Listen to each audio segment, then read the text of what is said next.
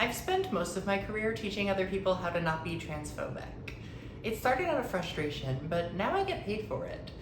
I teach identity-based education and gender-affirming practices, giving individuals and companies the tools that they need to better support the trans and non-binary people in their work and in their lives.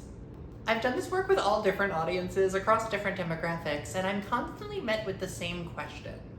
How can we be inclusive? And I don't like that question. See, when I'm asked how can we be inclusive, I want to respond, who is your we? And why is it not already inclusive? So I started thinking about the word inclusive and the intent behind being gender inclusive.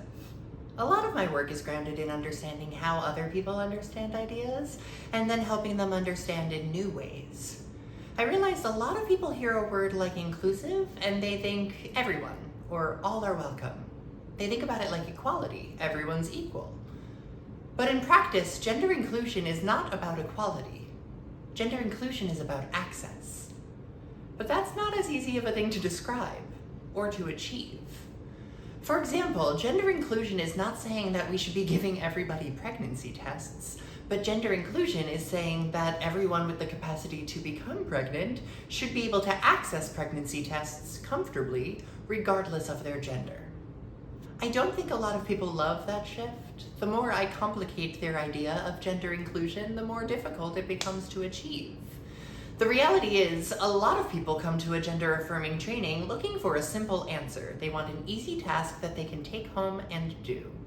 They want to feel good about themselves. But that's not how this works.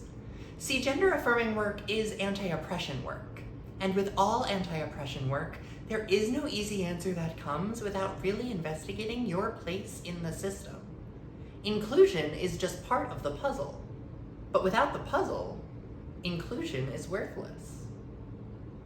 So I started to offer 4 quick questions for people to ask themselves when they see or hear a mention of gender in the world. That could be in a store, at a venue, on a billboard, wherever. And you can try it too if you want. When you see a mention of gender, ask yourself, 1, is it necessary? 2, is it inclusive?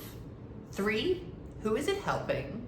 And 4, who might it be hurting? And this same process can be used before you make a mention of gender. You can ask yourself these questions. 1, is it necessary? Do we need to be selling and shopping and dressing and peeing by gender? What is the reason behind that? Spoiler alert, capitalism is often going to be the answer there. 2, is it inclusive? But what does inclusion look like?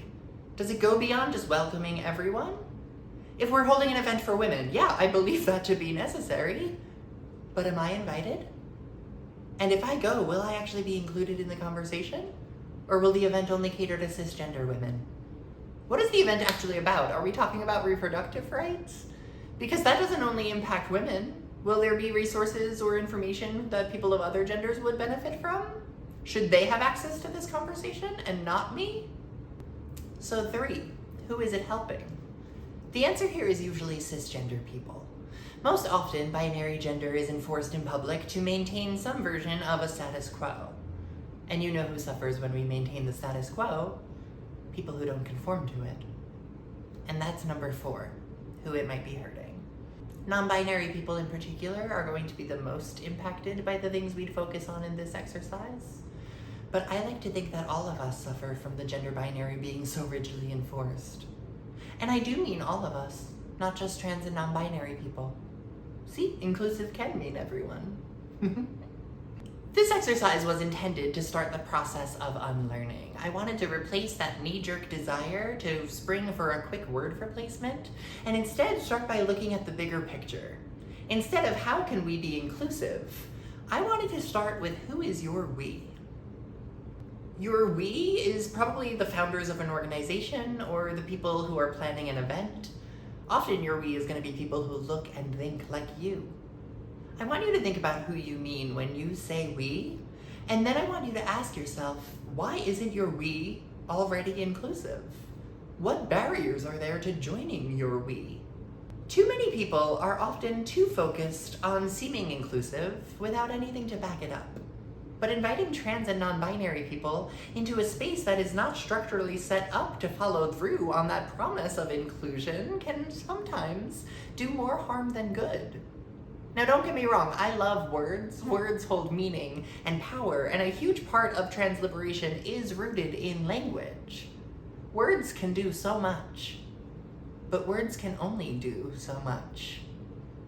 Again, inclusive language is just about access. And I'm not interested in access without belonging. That's the other piece of the puzzle.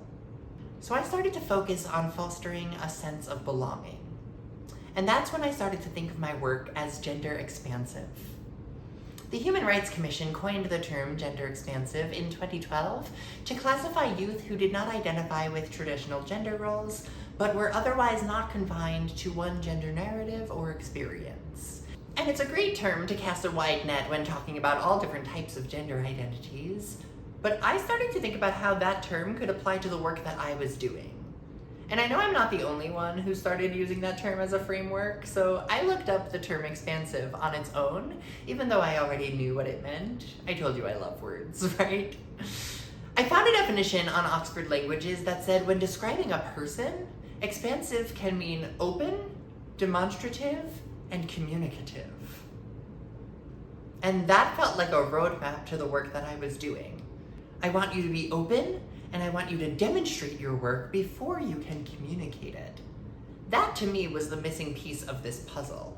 Inclusion was simply about access, where expansion is actually about belonging. And here's what it looks like for me. Be open, demonstrate, and communicate. Be open to change, to criticism, to learning, to unlearning, to messing up, to adapting, to growing, to life. Openness and a willingness to stay active, staying curious and continuing to learn and participate. This work is not a box that you can just check and move on. It is a constant. It is a verb. And the first step is to listen. Be open, and then demonstrate. Show your work. Follow through on your promises. The days of flying a flag and calling yourself an ally are over. What are you doing to show up for trans and non-binary people? Who is your we? Can you demonstrate a history of working with trans and non-binary people or a commitment to changing? Demonstrate it, and then communicate. Of course, inclusive language is important, but it's only one piece of the puzzle. And communication is much deeper than the surface level of word replacements. We communicate through images, through body language. Communication is so much bigger than just words. Our gender expansive practices have to be too. Let's look at a common example for this conversation: public restrooms. Specifically multi-stall restrooms, because any single-use restroom should be available to anyone of any gender. There are several examples of inclusive signage or language for restrooms, but they're often just swapped out for the gender signs that we're accustomed to. Once you step inside, you can usually tell if the space was originally intended to be gendered, and that can be uncomfortable for quite a few people. And I know that not everybody has the budget or the resources to fully redesign their restroom. But a gender expansive approach is thinking about the structure, planning with trans and non-binary people in mind. My ideal public restroom situation actually exists in a couple of places. Have you ever been to a restaurant or a venue where each toilet is actually in its own separate, fully enclosed space? Then there's usually a communal sink where everyone can wash their hands. The important part here is privacy where it matters most. Floor-to-ceiling stalls with doors that fully close and lock. That way, when somebody is in their most vulnerable state, they're not just in a gendered space, they're in a private one. And let's be honest, I think we'd all benefit from that layer of privacy. That's just one example of how gender expansive practices tend to benefit more than just trans and non-binary people. What I'm suggesting here is just a reframing of the approach. We know gender inclusive practices are about access. When we change the signs on a door, more people are given access to a space. But for too many people, inclusion doesn't go beyond language, and those words are very hollow when there's no work to show behind them. Instead, let's start with our structure. Gender expansive practices foster a sense of belonging. Let's consider what it looks like to be open and to demonstrate our ideas before we launch into communicating them. Let's prioritize creating an environment where people can belong before we tell them that they're welcome to join. Let's consider the work, the changes, the conversations that need to be had in private before we start showing other people how inclusive we are. Because often that work will speak for itself. Your demonstration can be your communication, but not the other way around. Know who your we is.